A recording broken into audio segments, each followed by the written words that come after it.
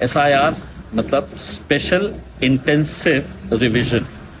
या आप पेपरों में पढ़ रहे होंगे, खबरों में देख रहे होंगे, सुन रहे होंगे, ये ऐसा कोई एक प्रोसेस स्टार्ट हुआ है SIR का। इसको सर नहीं कहा जा रहा है बल्कि SIR स्पेशल इंटेंसिव रिवीजन। और ये इलेक्शन कमीशन ऑफ इंडिया की तरफ से चलाया जाने वाला एक प्रोसेस है। हर कुछ सालों के बाद इलेक्शन कमीशन क्या करता है कि उनकी जो इलेक्टोरल लिस्ट होती है उसको रिवाइज करता है।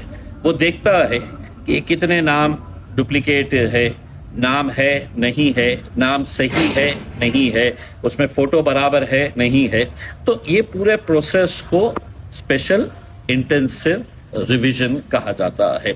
इंटेंसिव का मतलब ये होता है कि बिल्कुल डिटेल में जाकर, अंदर जाकर पूरा रिवाइज करना।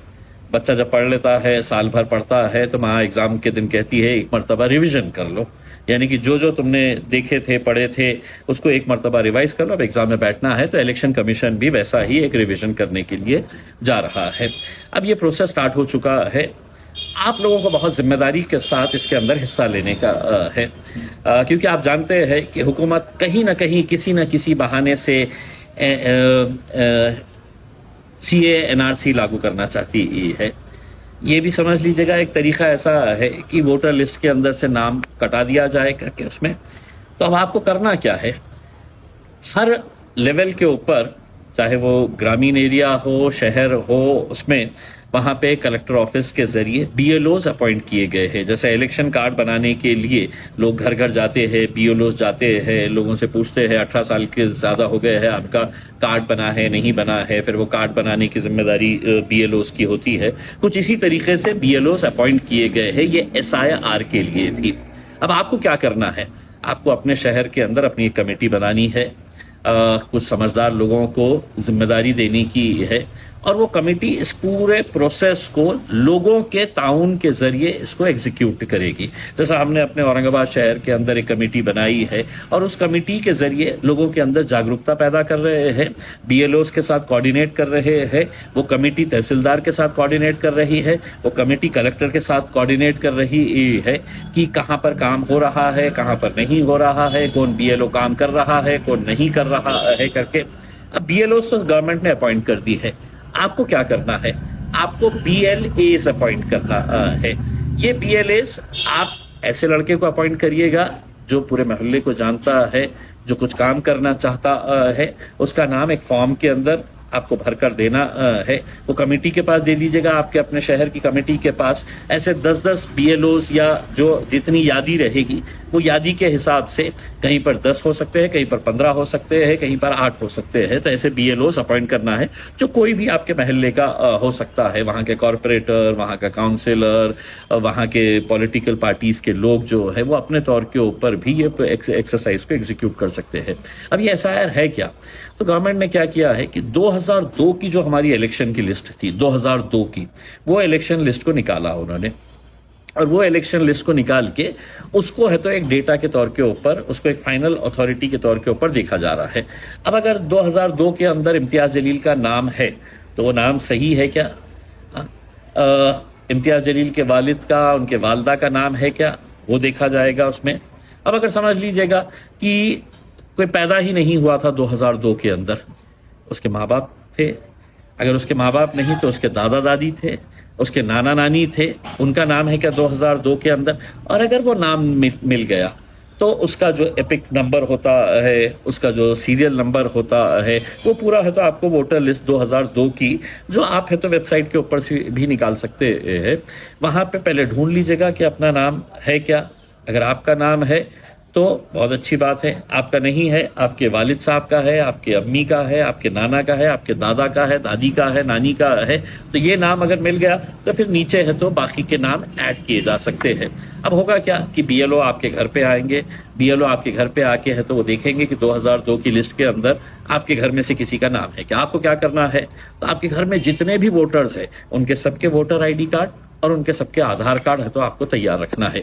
BLOs आएंगे, आपका देखेंगे ये नाम है करके। अब हो सकता है कि 2002 की वोटर लिस्ट के अंदर आपका नाम गलत है, और अभी की जो वोटर लिस्ट आई है, आधार कार्ड जो बना हुआ है उसके अंदर नाम अलग आ रहा है, ये सही नाम है, वो गलत नाम था उसमें।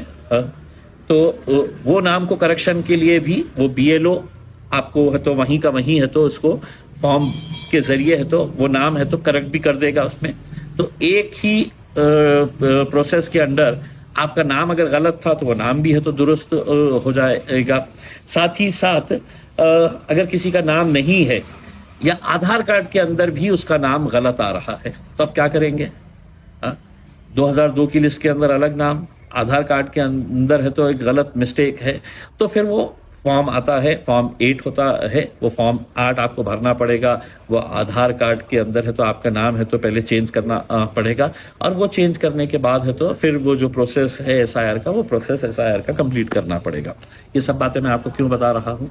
वो इसलिए बता रहा हूँ कि ये एक्सरसाइज बहुत ज़रूरी ही है, वरना हो सकता है ये कि BLO आएगा और BLO आके कहेगा कि आपका तो कुछ है ही नहीं, आपका नाम काट दिए है, और दोबारा जब वो कार्ड बनाने की बात आएगी तो बहुत लंबा प्रोसेस आपको करना पड़ेगा। अब तो ये आपके घर पे आ रहे हैं, जैसा हमने औरंगाबाद के अंदर हर जगह के ऊपर अब हम कैंप्स लगा रहे हैं। हमने यहाँ पर मस्जिदों के अंदर ऐलान करवाए हैं कि जुमे की नमाज के बाद या तरावी के बाद उलमा इकराम जो है वो लोगों के अंदर ये जागरूकता पैदा करे कि ये SIR का प्रोसेस कंप्लीट करवाना कितना ज़रूरी है करके। क्योंकि अगर आपका नाम हट गया तो सिर्फ एक वोट नहीं हटता है, आपका अधिकार जो है वो अधिकार पूरी तरीके से ख़त्म किया जाता है। और हुकूमत जो है हमको वहीं पर ले जाना चाह रही है। हुकूमत जो है वो किसी न किसी तरीके से ये कोशिश कर रही है कि किसी तरीके से इनका नाम कट जाए, इनका नाम कट जाए, ताकि आने वाले वक्त के अंदर उन्हें आसानी हो सके है। हमें गफलत में नहीं रहना है, हमें पूरी जिम्मेदारी के साथ, और मैं इस वीडियो के ज़रिए तमाम शहरों में मजलिस के जितने ज़िम्मेदार हैं उन सब से अपील कर रहा हूँ, अपने अपने तौर के ऊपर ये एक्सरसाइज शुरू करें, कमिटीज़ बनाए और कमिटीज़ के ज़रिए ये काम को अंजाम दे। अब ये बहुत बड़ी एक्सरसाइज है और वक्त कितना दिया गया है? 31 मार्च 2026, यानी कि मुश्किल से आपके पास 1 महीना है। ये 1 महीने के अंदर आपका वो मैपिंग करने का है। जो BLO आएगा आपके पास और BLO आके 2002 की लिस्ट के हिसाब से आपको मैपिंग कर देगा, आपका आधार कार्ड के साथ उसको मैच कर देगा। तो ये सिर्फ आपके पास 1 महीना है। 1 महीने के बाद फिर उसका सेकेंड फेज स्टार्ट होगा उसमें। लेकिन अगर आप 1 महीने के अंदर अगर अपनी मैपिंग नहीं कराए तो आप सेकेंड फेज के अंदर जा ही नहीं सकते हैं। फिर आपको इंतज़ार करना पड़ेगा कि गवर्नमेंट कब करेगी, कैसे करेगी करके उसमें।